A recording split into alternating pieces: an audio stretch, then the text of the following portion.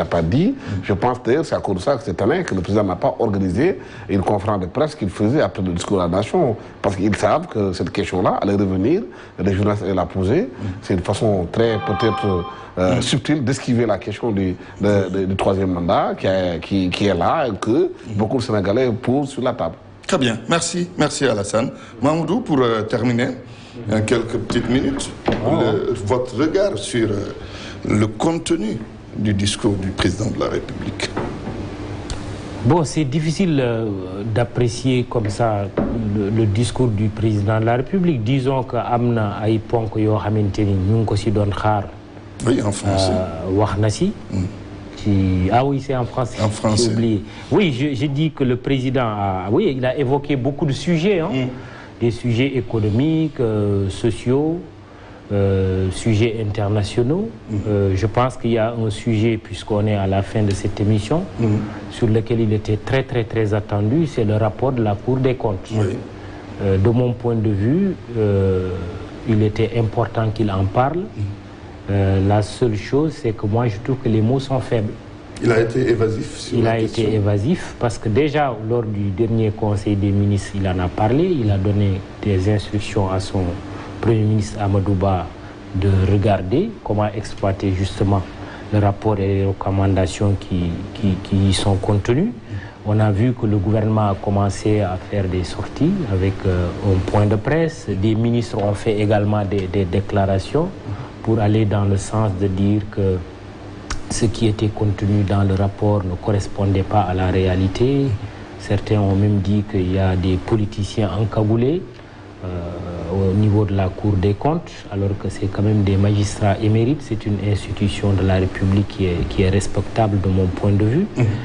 J'ai entendu un ministre aujourd'hui, c'est le ministre de l'Industrie, Moustapha Diop, dire qu'il est prêt, lui, à répondre aux besoins à la justice, parce qu'il n'a rien à se reprocher. C'est pour ça que j'ai envie de dire que tous les ministres dont la gestion est mise en cause, qui sont dans le gouvernement comme ceux qui n'y sont plus, on sait qu'il y a des DAGE également dont la gestion a été mise en cause, mais l'ordonnateur du budget, c'est le ministre. Que ces ministres disent, je suis Mamadou Seck. Oui. Mamadou Seck, du nom de l'ancien ministre de l'économie et des finances, qui a été accusé dans des histoires d'argent il y a quelques années dans le gouvernement du président Abdoulaye Wade. Il avait démissionné tout simplement. Le dossier a été transféré à la justice, il a été jugé et il a été blanchi. Il est retourné au gouvernement. Je ne dis pas que la justice va blanchir tout le monde. Je dis que c'est une question de principe. Il faut le faire, la justice tranche. Si la justice estime qu'ils sont coupables, mais qu'ils subissent le sort de ceux qui sont jugés coupables, comme nous avons eu à le voir ici, hein, il y a des personnalités de premier rang qui ont été jugées dans ce pays, condamnées, dans des histoires de détournement, d'enrichissement illicite et autres. Je pense que le président Macky Sall ne peut pas faire moins que cela, parce qu'il a parlé de bonne gouvernance. Justement, il a été élu sur le thème de la bonne gouvernance, comme son prédécesseur a été sanctionné, entre autres raisons, sur le thème de la bonne gouvernance. Je pense qu'il doit aller plus loin. Plus loin, c'est qu'il y a des recommandations écrites noir sur blanc, recommandations de la Cour des comptes qui dit que le ministre de la Justice doit ouvrir des informations judiciaires. C'est ce que les Sénégalais attendent. L'autre chose, il y a eu un concert de casseroles que certains ont suivi, mais nous, on a pensé qu'il fallait écouter le message du président de la République, parce que c'est le temps de la République, c'est le temps du président de la République. L'écouter aujourd'hui, mais aussi écouter le président de la République demain, parce que aujourd'hui c'est Macky Sall, hier c'était Senghor, Diouf et Wade, demain ce sera quelqu'un d'autre. Voilà, et ainsi va la République. Le silence, effectivement, Alassane a raison de le relever, oui, le silence sur le mandat. Il a parlé d'un mandat, mais c'est son mandat comme président en exercice de l'Union africaine. Mais je pense que le mandat de président de la République du Sénégal, surtout que nous sommes à 1 an de cette élection présidentielle, peut-être que le président a envie de dire, oui, peut-être qu'il a envie de dire, je vais exercer mon mandat en cours jusqu'à la dernière seconde, mais je demeure convaincu qu'il y a un temps où il faudra édifier les Sénégalais.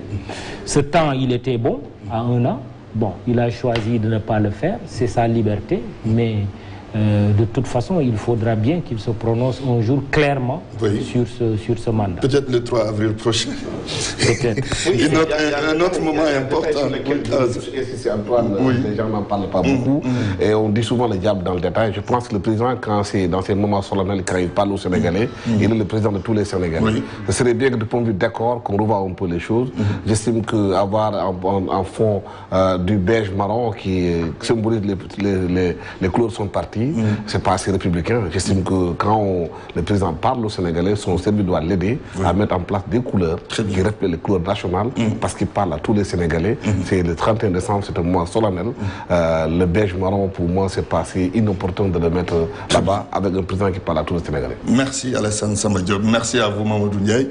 Merci Mahmoudou Ibra Kane. C'était un immense plaisir d'être avec vous pour décrypter l'adresse du chef de l'État à la nation. Nous sommes à quelques petites heures, j'allais dire même à 2 heures ou 2h30 pour être dans le nouvel an.